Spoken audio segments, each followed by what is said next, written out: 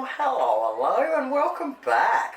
Welcome to brownies. Who does not love a good brownie? First thing we want to do is preheat our ovens at 180 degrees Celsius. We want to get ourselves out a square cake tin, put a little bit of butter in it, put some paper in it to keep it in there, have it a little bit longer on the side so we can pull it out later and set that aside. I will write the recipe below as always. So the next thing we want to do is get out a medium saucepan. We want to put 125 grams of butter chopped up and 185 grams of dark chocolate chopped up into there. So today I always use unsalted butter. I never use salted. And I'm just using the Woolies brand dark chocolate today. So once you've chopped those two up in there, we're going to sit it on the stove top until we need it. Now we need nuts. So this recipe is supposed to be for pecans or pecans as some might say, but I don't have any and I have been hanging for cashews. So you want to roughly chop up whatever nut you want to put in there. If you don't want to put nuts in there, you can always chop up some dried fruit instead, as long as it's the same amount, half a cup. If it's say around Christmas time, you can do half a cup of raisins, and while you're making the brownies, chuck in a tablespoon of rum, and yeah. And if you don't like either of those options, you can always put a half a cup of chopped chips in there. So I've already chopped mine, so I'm ready to go. Now into a bowl we want to sift 1 cup of plain flour.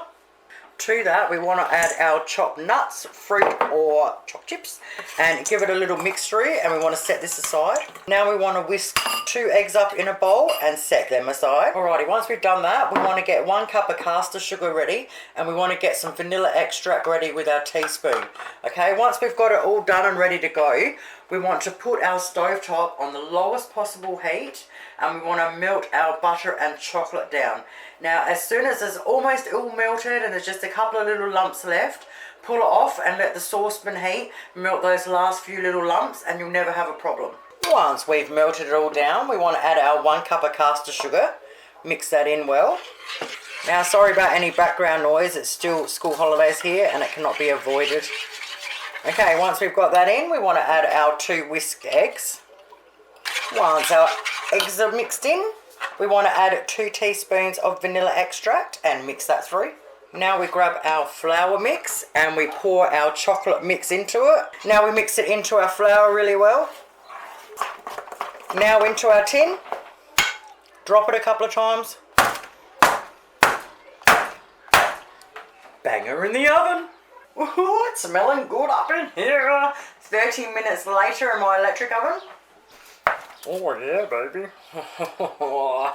Alright, now we just let it sit there until it goes completely cold. Alrighty, now it's nice and cold. We could cut it up and eat it like that, but we're not gonna.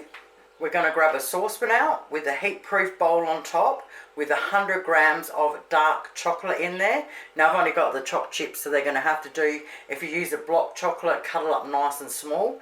Then we're gonna boil our kettle.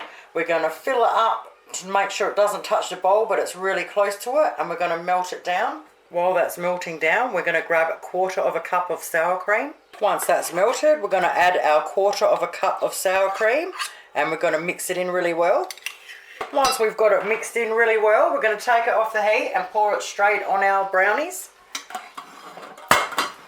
Make sure you wipe the bottom of the bowl so you don't get water everywhere. Spread it all over. Once you spread it all over, just spread it out. Once we've covered it completely, we're going to bang it in the fridge just like this for 20 minutes for the top to set. 20 minutes later, pull it out. And now you can cut it up any which way you want.